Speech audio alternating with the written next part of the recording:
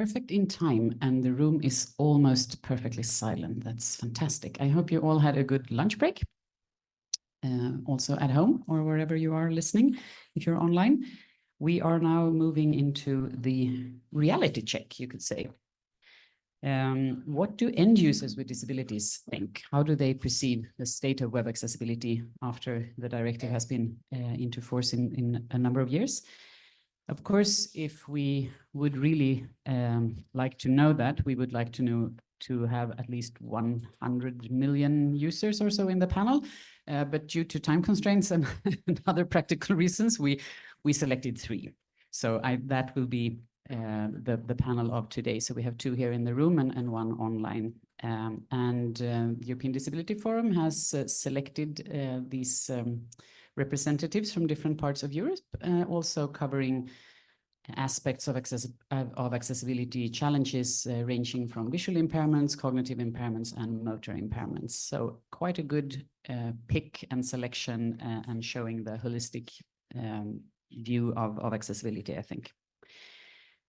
The Web Accessibility Directive sets up minimum requirements, and from what we have heard so far, it's obvious that a lot of effort has been spent on trying to achieve these minimum requirements, but from all sorts of stakeholders. But does this work really make a difference for end users? I mean, that must be the end goal of this and the most important question to ask. So I'm very happy to introduce my distinguished guests to the audience here to share their views on this.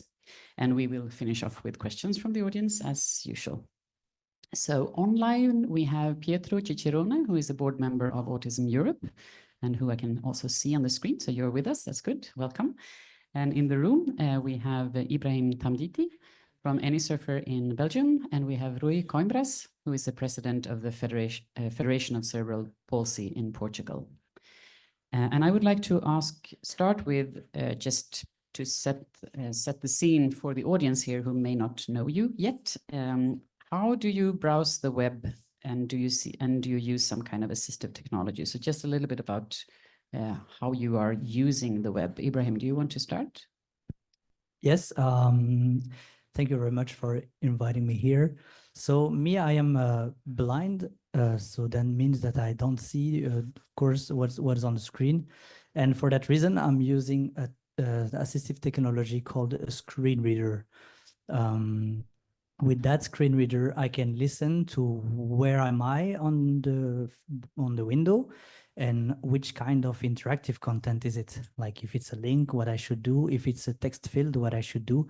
And it gives me a lot of information about where am I and how can I interact with that. Thank you very much. And Rui?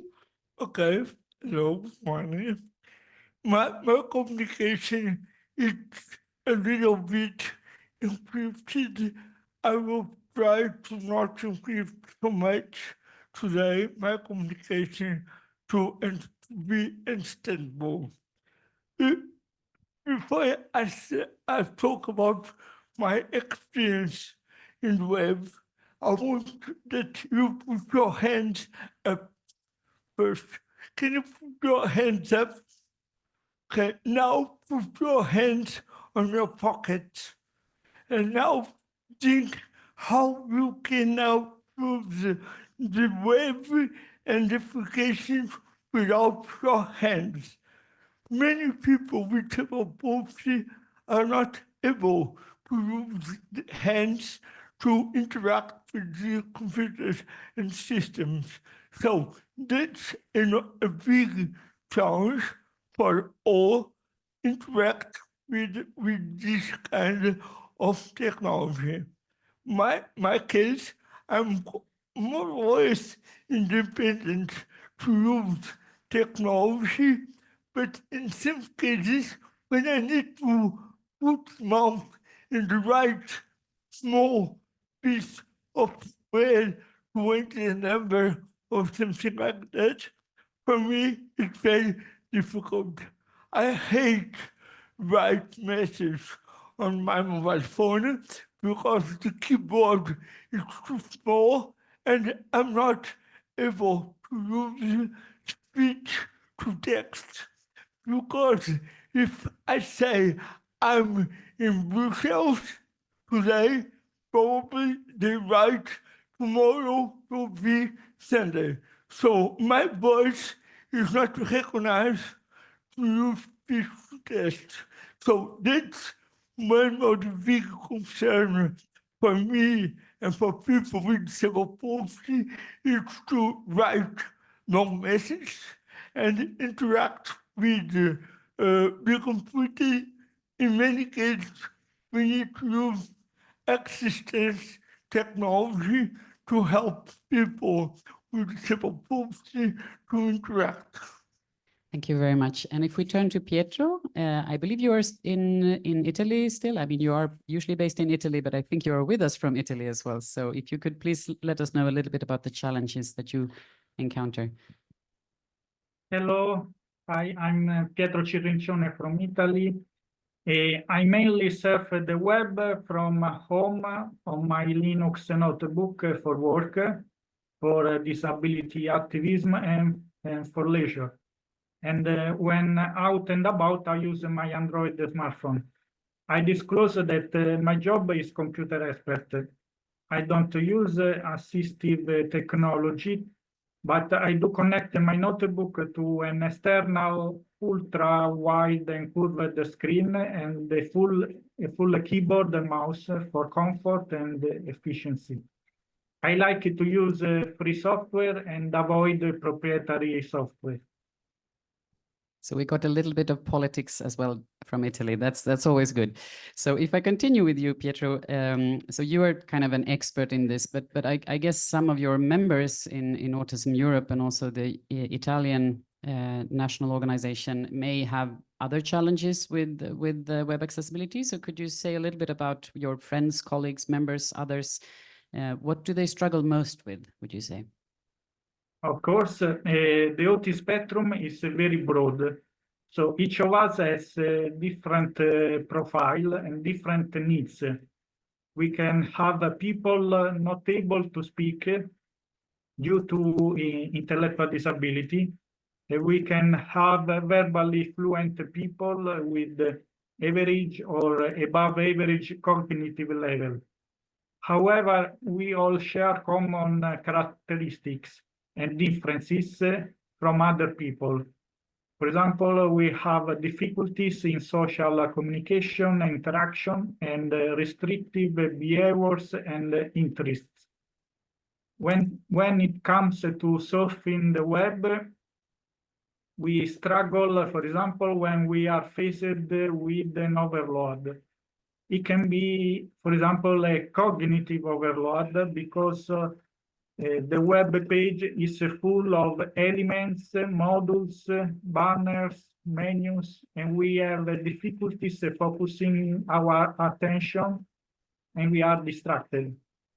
Another example can be always a cognitive overload is, for example, a long text that is also written in a language that is not easy to read and to understand, and without explanatory images.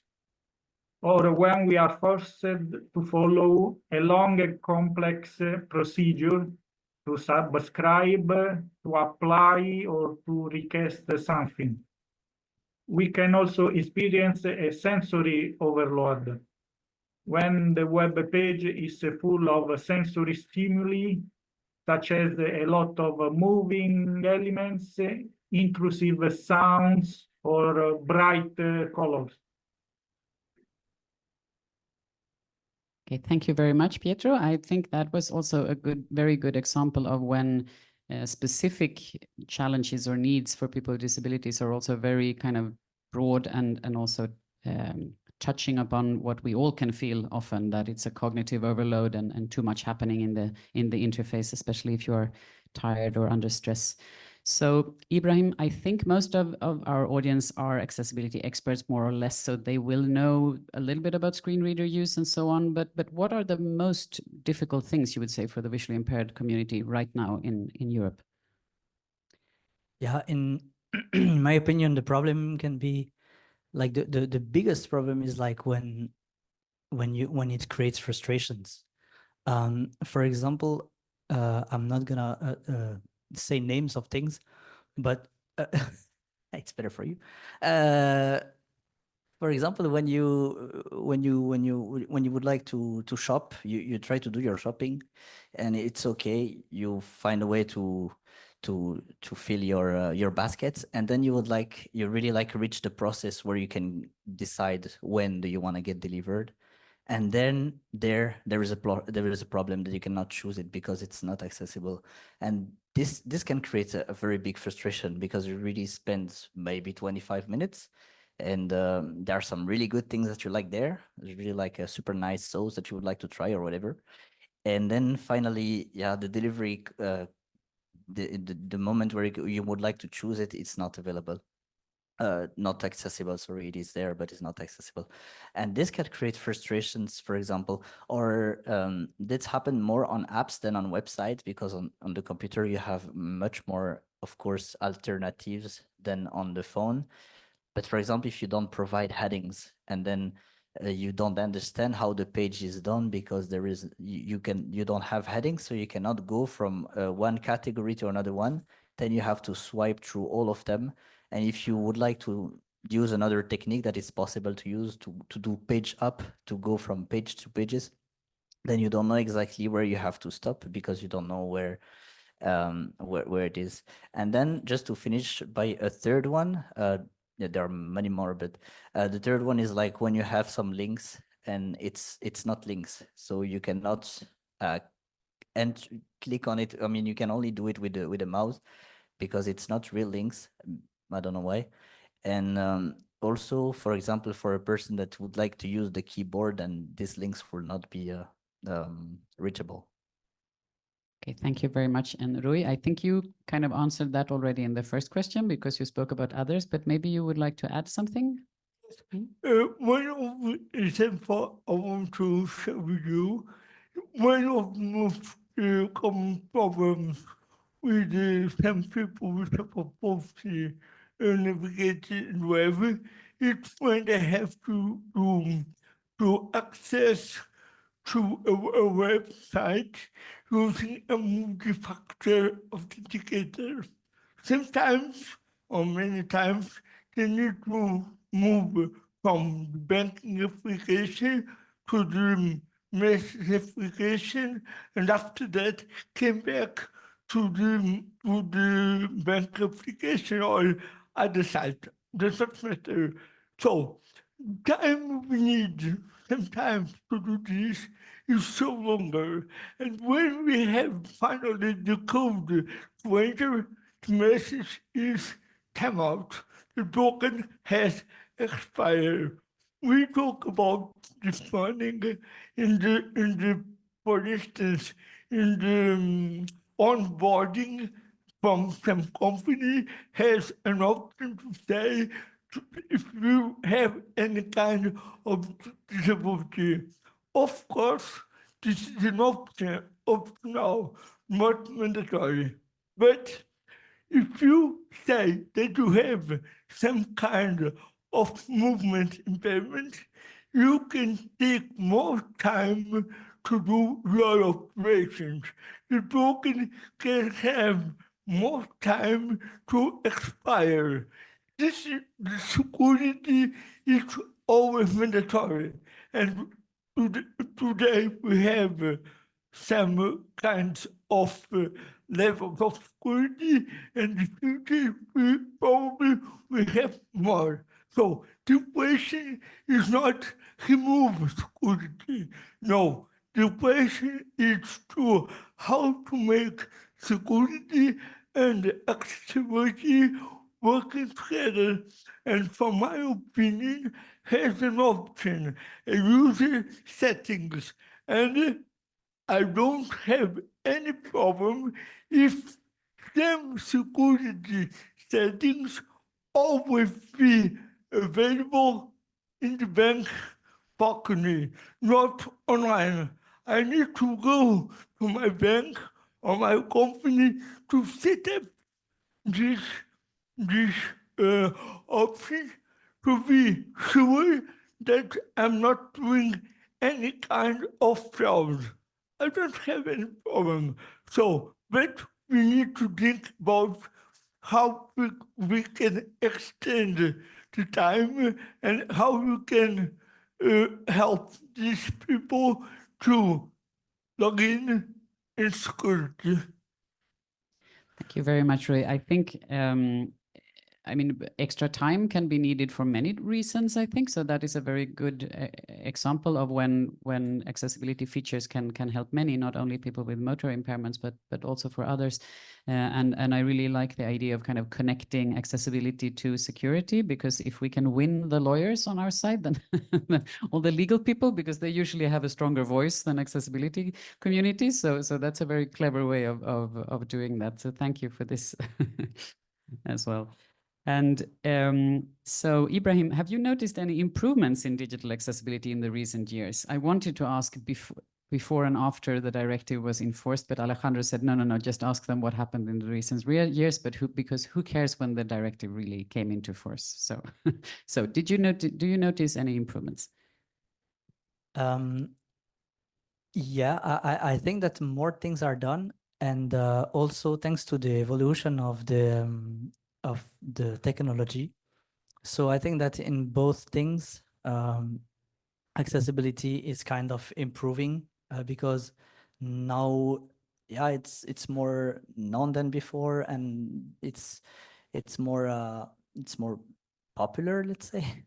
But the problem is like, yeah, the problem I would say about that is that a lot of people thinks that they know what to do, and they will do something that is the opposite of creating an accessible website. I just give an example, and then, yeah, it's like you have a link and then you decide to put one attribute on it because the name is, for you, the name would be fitting this, but actually what it does the opposite. It makes this link unavailable. So yeah, I think it's more popular, but I do believe that it should be more training, and I hope that the universities will really like talk about it more now that it's a law. But from your personal perspective, do you in your everyday life encounter less accessibility issues now than you did a couple of years ago? Or, I mean, because now you're kind of speaking like an expert, we see technology evolve and so on, but I mean, from you as a person. Yeah, no, but I was talking about my personal experience, because before, yeah, we did not have so much, and I used an iPhone since a couple of years. So the thing is, like, it multiplied also the possibilities of accessibility, because if the website doesn't work, maybe on the iPhone the same app will work. But yeah, I do feel that it's things are more yeah, a little bit. No, but for real, a little bit. Like I see that it's possible, but I still see some really important apps or taxi things or that are still not accessible. But yeah, if A small improvement, maybe? Can we get that? okay. Maybe. Okay. Maybe a small improvement. Okay. Very positive guy here. Yeah. So No, yeah, it's true. Yeah, a little bit. Yeah. So I would want to ask Rui the same thing. Do you see any improvements? This is a leading question. I hear that, but still. Yes, technology has the evolution of technology was amazing in the last few years, and we see some kind of new feature on mobile phone or in the browser that can help us to have more accessibility. But we talk about today more in public websites. But me, a citizen, I want accessibility not only in public sector, I want accessibility in all society. And the key message for me is to say to the private sector, they need to improve the accessibility of the sites, because we can have the most beautiful technology, but if the sites will be not accessible, it's not enough. So the key message is to move to the next step and say, private sector, this is a differentiated factor. So let's work together to put all sites, all applications accessible. Okay, so I don't know if that was really a small improvement, yes, or if it was let's work together to improve it more. Yeah. More that. Okay, Pietro, what about you and your members? Do you see any improvements? Did the directive and the last couple of years technological evolution kind of do something positive for you or not?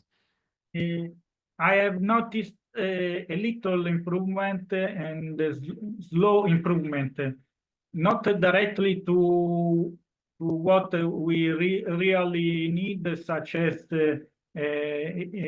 easy to read, to understand the text version of a website or adding images, symbols to text, but other improvements that anyway are helping us. For example, when it comes to customizing our browsing experience. For example, we are now able to adapt the content of the page to the size of our screen, the size of the text, the background, etc., without restricting our enjoyment of the content. Many websites today are adaptive and responsive. Another example of improvement is when the content is organized in a simple and rational way, without complex structures or difficult steps in order to find what we are looking for. However, such improvements are usually limited to the websites of small institutions and to the front end of the websites. When it comes to large institutions like European ones, the structure becomes very complex, and usually accessibility is limited only to the landing page, not to the whole website. For example, a big problem are the internal search engines of some websites of large public bodies. Such internal web search engines are not smart. They give thousands of results that are not relevant. Even setting filters in your search is not useful. You are forced to leave the website and use a general search engine applied to that website in order to get interesting results. Another problem is when it comes to the backend of websites. We use backends when, for example, we are required to register an account to perform certain tasks in our personal area. A lot of problems of accessibility arise. Backends are not responsive, often using old past technologies.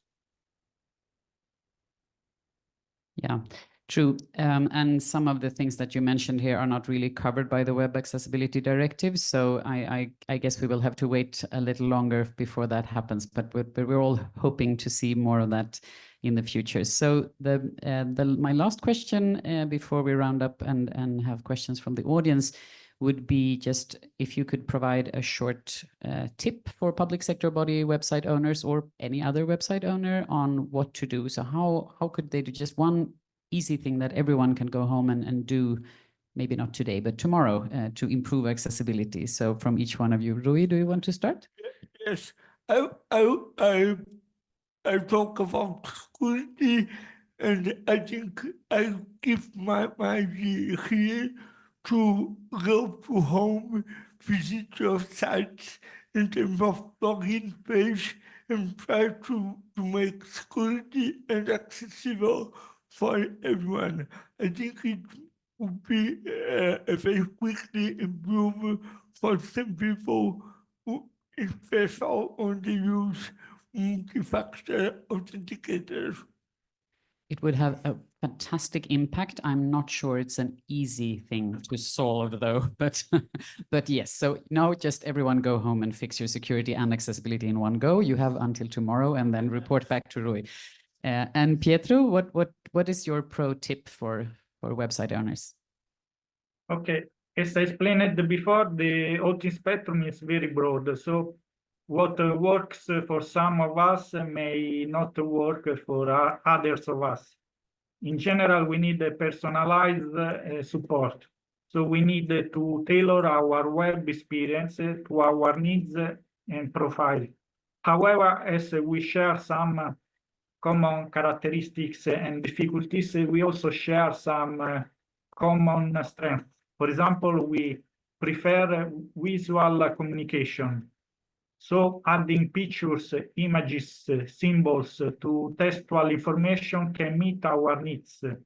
Also, writing textual content that is easy to read, to understand is helpful. Or again, offering multiple formats, such as a video along with the text, can help us. Another of our strengths is the ease of use of tactile devices, even for people with intellectual disability. So providing content that is compatible with the touch devices can help to improve accessibility. In fact, there is an opportunity. Recently, there has been a convergence between desktop and mobile devices. So you can use the same software on both platforms. And this brings good features from mobile platforms to desktop ones. For example, buttons with icons. And please avoid cognitive overload and sensory overload. So please design simple structures, simple procedures to follow and steps to complete together without excessive moving elements, sounds, and avoid bright colors. That was a very long tip, Pietro, but I hope everyone got that because there were a lot of good recommendations there, but slightly more than one. And Ibrahim, you get the last word, and now you need to be positive. Remember that.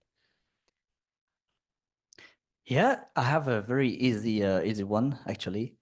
Just come after this thing and take my email and see how we can do it together. No, no, it's not true. No, I just have yeah, maybe three for one. So it's really like a promotion.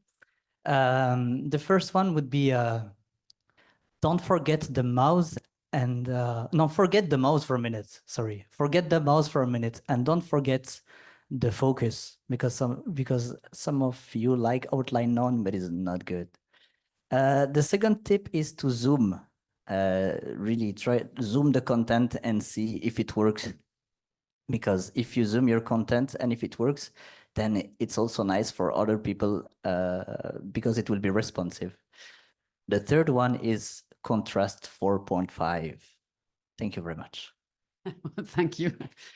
Yes, another a short one from Louis. Yeah. Yes, only a suggestion in the directive of the Accessible Act add any point for security and accessibility.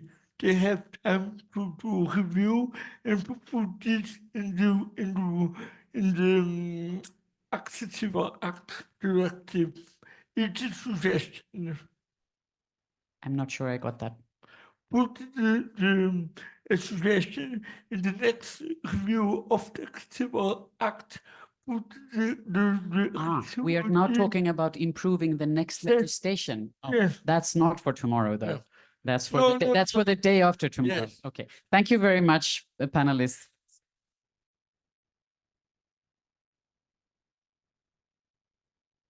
So, do we have any questions for the end user panel from anyone? No one in the room, what I can see. We have a question here. According to the directive, the monitoring agencies should have collaboration with user groups. What is your experience of this? So, did the monitoring agency of Belgium talk to you, Ibrahim, or your organization?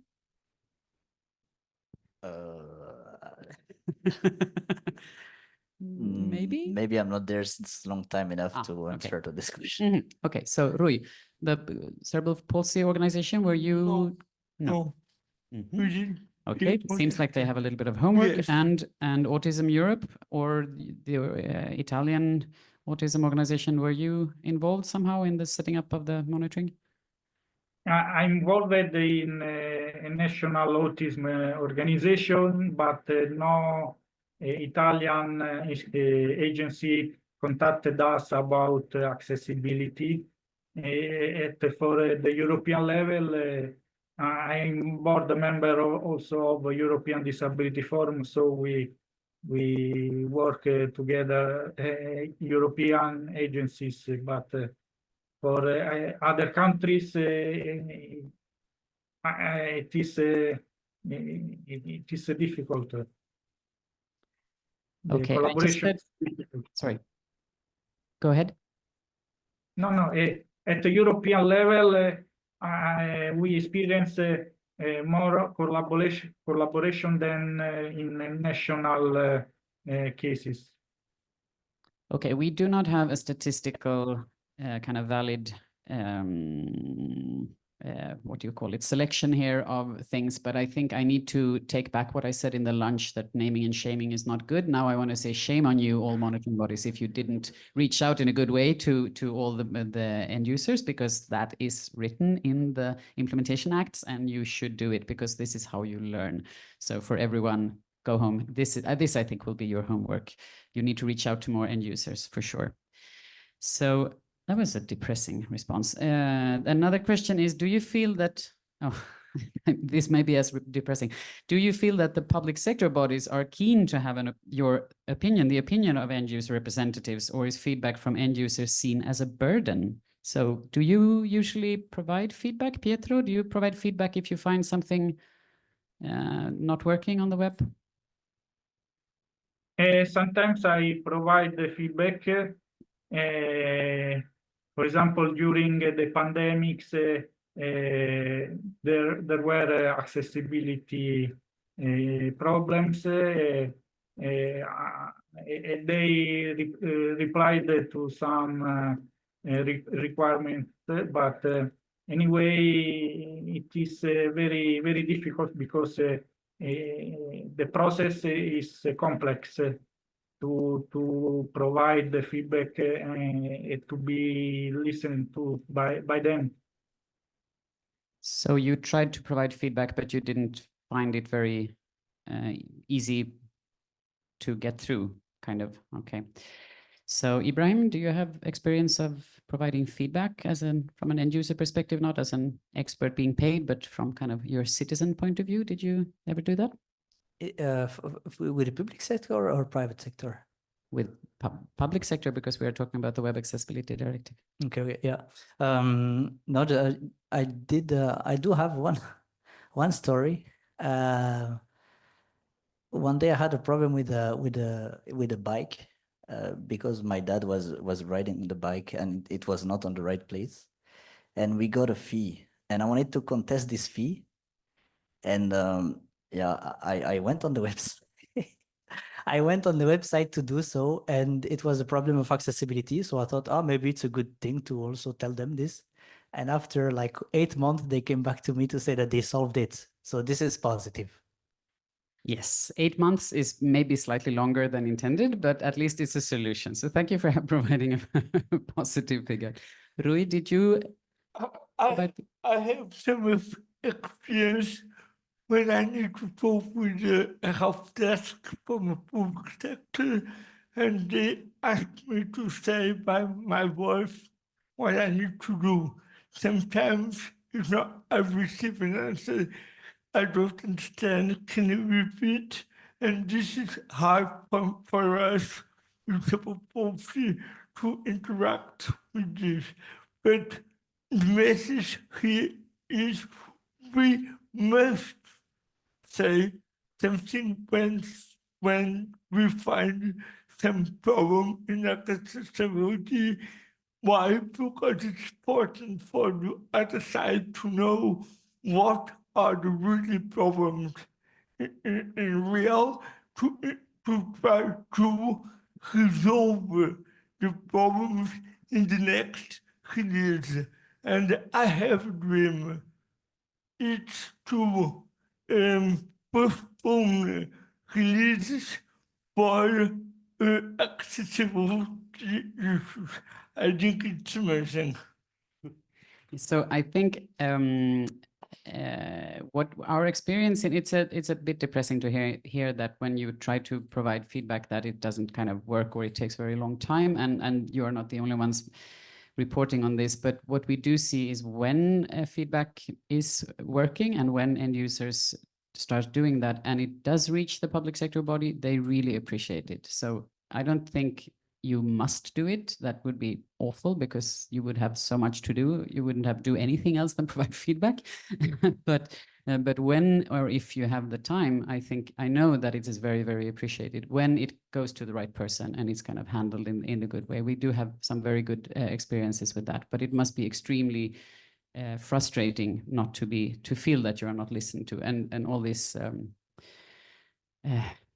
phone answering machines, AI driven, whatever, that say, can you please repeat? That is a nuisance to all of us. Yes.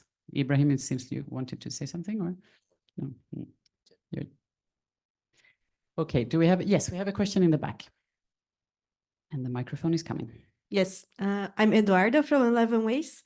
I want to make a question, can be a yes or no question, but across with the previous panel, we were discussing support services, and one of the options could be a personalized response where the user discloses that they need a screen reader document or something like that. How do you feel about that? Do you think it's a positive solution or is placing the burden on the end user? So would you accept this as an accessibility solution? It's a very good question. Ibrahim, how do you feel? I did not really get the question super much. If the website could ask you to disclose your disability and that way give you better service, how would you feel about that? Oh, but it does exist already. For example, Discord, sorry to say it, did ask me that, yeah, he detected that I was using a screen reader if I would like to enable some accessibility feature related to that, or if I would like also sometimes to send feedbacks. Honestly, I felt good about it because I mean, they are aware about it. It's cool. So for me, I find it nice. I don't have a problem to share that. And yeah, for me, it's a good thing to say that they are aware about it, and it's also encouraging me because if I found a mistake and if there is a problem, then I think, I'm not super sure, but I think that they would be open for that. So I will make more effort to join them, reach them, to talk about this mistake or this glitch or bug that I encountered. I think the question came from kind of the perspective of privacy, that you may not want to disclose, but you seem to not have any problems with that. Yeah, exactly. It's exactly what I said. If it's free and if I'm the product, is not a problem. Okay, perfect. And Rui? For me, it's very clear. The option must be optional. So it's a question of each person say if you want to share or not the information. But the information only makes sense to be shared if I have new features to help me. Otherwise, it doesn't make sense. But it's always an option from the user. Yes, very clear. It needs to be optional. And Pietro, what's your view on this? My point of view is that it should be universal. So to ask the user, it is a burden for me. So the experience should be accessible to everyone, and the content should be able to adapt to the needs of the user without adding burden to the user.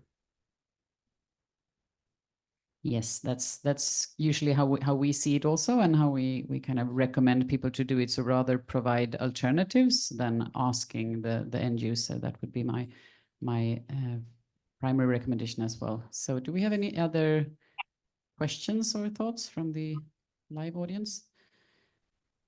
Please move around, because I don't see you if you don't wave properly. Yeah, we do have another question here. So what about users with multiple user needs or multiple disabilities? I think we have touched a little bit on that already, but Rui, I mean, you said something about having difficulties with both kind of the speech and motor, for example, and I think from the cognitive spectrum, that's also very broad, but does anyone want to? In this case, there's not to change what I said before. In this case, when people have the multiple disabilities or multiple ways to limit their action, the existing technology can make the difference. And that's why it's very important to have the right tools, right assistant technology in order to have a better work with the application or the site. There is no other way, in my point of view. They need to use assistant technology. I have an example. I talk with the user. It's a very, they use both of technology with the back of the head in the white chair and move all the cursor with the back of the head. It's amazing, but this is an adoption to the way he has to work with the site and the mobile applications. So anyone can adjust the technology to his needs. And that's very important to have this. Yes, of course, the whole what we call accessibility support, it's everything that is kind of between the website and the user, but that is usually handled by other institutions. But yeah. Let me only say that this guy told me that he is always in Finland using technology, except when they need to use the multi-factor authentication. While he used in Finnish, he needs help from someone to do login. After that, it's completely independent. That it seems to be a little thing, but it's a big problem in the use of technology. Yeah, definitely. And when you move from being kind of empowered by technology to be dependent on others, then that's where the real failure is. We have another question here. How do you see the development of popular frameworks like Angular or React in terms of screen reading accessibility, both from a user's or a developer's point of view? Wow, I think that was for you, Ibrahim. Yeah, I'm not a developer actually, but there are a lot of frameworks who are used. Like for example, if you say WordPress or, but I don't know so much about Angular. But in my point of view, if it's including there, if the accessibility, for example, it's already included, and for example, if we already have some pre-filled with I don't know, the alternative text that might be empty for the image or something like that. Like if it's already thought or conceived, sorry, it's already preconceived, then the people who will use that, because some people are developers, but some people who are not. And then, yeah, if it's already pre-made, then it will really help a lot, because we see a lot of websites who are developed by people who are not expert in that field, which is, well, and I understand that because it's easy to make a website nowadays, but it's not easy to tackle accessibility. So if the environment is already ready with accessibility thought, then I think that would be that would also help to make it more accessible. Definitely. That's a very good ending. Thank you. So let's make sure that we shift left and make everything accessible from the start. Then I'm sorry, but you will be out of work because we will need no more accessibility testers. But but apart from that, I think the world would be a much better place, and we would have much more possibilities of really achieving successful accessibility. So with that, we have to close this session. Thank you very much, Pietro from Italy, and Rui and Ibrahim here in the room. Thanks for sharing your experiences with us. It was very thoughtful and good tips also for everyone. So now we know how to make sure that we meet your requirements and not only the legal minimum requirements. Thank you very much. Thank you very much. So Bye. Thank you.